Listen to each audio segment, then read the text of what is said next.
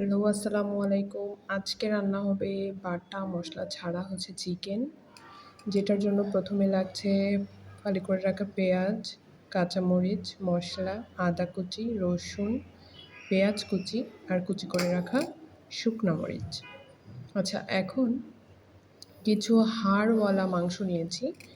হাড়, তারপর মেটে, গলা এগুলা নিয়েছি। এগুলা দিয়ে বেশি মজা হয় এই খাবারটা। এখন নিয়ে নিচ্ছি একটা কড়াই এবং তার মধ্যে নিয়ে নিয়েছি পেঁয়াজ। পেঁয়াজটা বাদামি হয়ে এলে আরও কিছু পেঁয়াজ দিয়ে দিব। হ্যাঁ, বাদামি হয়ে এসেছে। এখন আরও কিছু পেঁয়াজ দিয়ে দেব।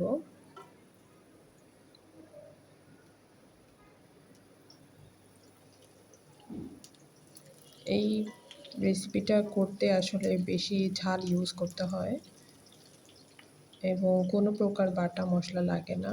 এরপর দিয়ে দিচ্ছি কুচি করে রাখা শুকনা মরিচ।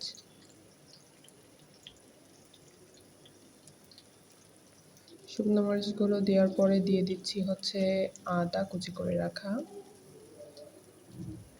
তারপর দিয়ে দিচ্ছি দারুচিনি এবং বড় এলাচ, সাথে ২টা দিয়ে দিচ্ছি ছোট এলাচ। এগুলো দিয়ে সুন্দর করে নাড়িয়ে নিচ্ছি। তারপর অল্প কিছু জিরা দিয়েছি। তারপর দিয়ে দিয়েছি লেবু মাখানো যে হাড়ের অংশগুলো ছিল মুরগির, সেগুলি। এখানে কিছু ছোট ছোট কিছু ট্রিক্স আছে যার জন্য খুবই মজার হয় রান্নাটা।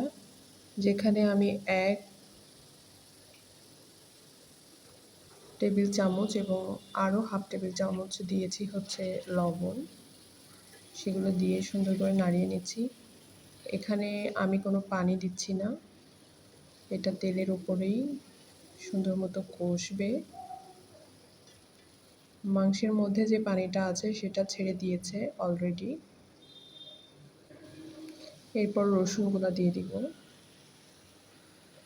রসুনগুলা দিয়ে সুন্দর করে নাড়িয়ে নেব। এ পর্যায়ে আমি কোনো হলুদ দেইনি, কারণ হলুদ দিলে নিচে লেগে যায়।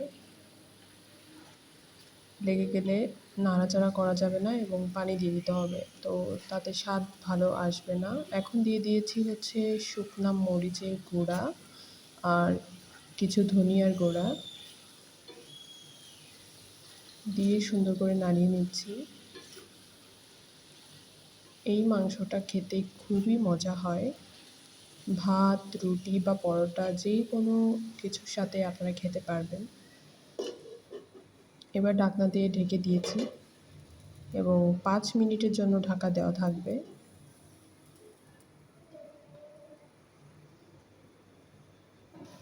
৫ মিনিট পর চলে এসেছি এবং এখানে দেখাচ্ছে খুব সুন্দর করে তেলগুলা উঠে এসেছে।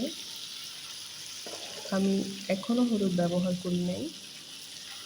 শুকনো মরিচের কালারই এমন হয়েছে এবং এই পর্যায়ে সুন্দর একটা স্মেল বের হবে। এবার দিয়ে দিচ্ছি হলুদ, সামান্য পরিমাণ। এখানে হলুদ একেবারেই কম ইউজ করতে হয়।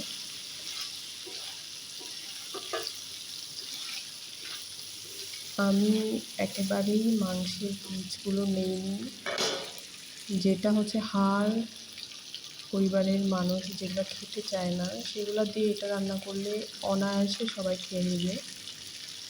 এবার দিয়ে দিচ্ছি ফালি করে রাখা যে পেঁয়াজ আর কাঁচা মরিচ ছিল সেগুলি।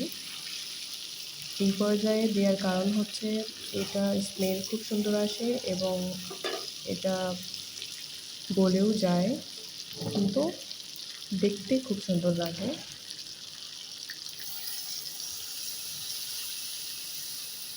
এবার দিয়ে দিচ্ছি খুবই সামান্য পরিমাণ পানি। মাংসটা যেন আরও ভালো করে সিদ্ধ হয় এবং মশলার কাঁচা গন্ধটা যেন চলে যায়। এই পর্যায়ে আমি ৮ মিনিটের জন্য ঢাকা দিয়ে রেখেছি। তারপর ঢাকনা খুলে দেখতেই পাচ্ছেন কতটা সুন্দর কালার এসেছে। এবং সব কিছু সুন্দর করে মাংসের গায়ে লেগে গিয়েছে।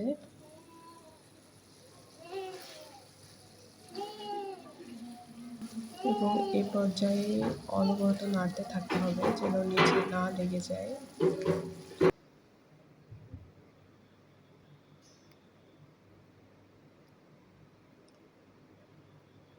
এইভাবে একদিন বানিয়ে খেলে বারবার খেতে ইচ্ছা করবে। এখানে একটা ছোট ট্রিক্স, সেটা হচ্ছে একেবারে রান্নার শেষ পর্যায়ে ১ চিমটি লবণ নয়, চিনি দিয়েছি। এই চিনি দেওয়ার কারণে স্বাদ আরও বেশি বেড়ে গেছে। কারণ এই চিনি দেওয়ার কারণে মাংসের লবণ, ঝাল এবং সমস্ত কিছুর স্বাদ ব্যালেন্সড হয়ে যায়। আর এটা একটা সিম্পল ট্রিক্স, যে কোনো টাইপের কষানো তরকারিতে আমরা যদি এইরকম শেষের দিকে ১ চিমটি চিনি দিয়ে দিই তাহলে হচ্ছে খুবই ভালো হয়, স্বাদটা সুন্দর আসে। এরপরে দিয়ে দিয়েছি হচ্ছে সব ধরনের মশলা দিয়ে তৈরি করা একটা গুঁড়া মশলা, যেটা আমি আলাদা করে বানিয়ে নিয়েছিলাম। দেখেন আরও কিছুক্ষণ পরে মাংসের কালারটা এইরকম আসবে, পারফেক্টলি কুক হয়েছে।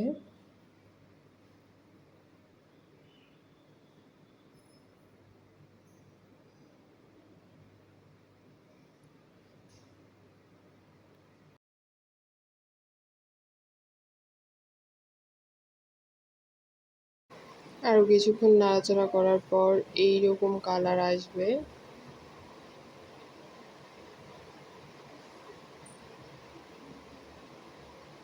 এবং এটা ভাত, পরোটার সাথে খেতে খুবই মজার।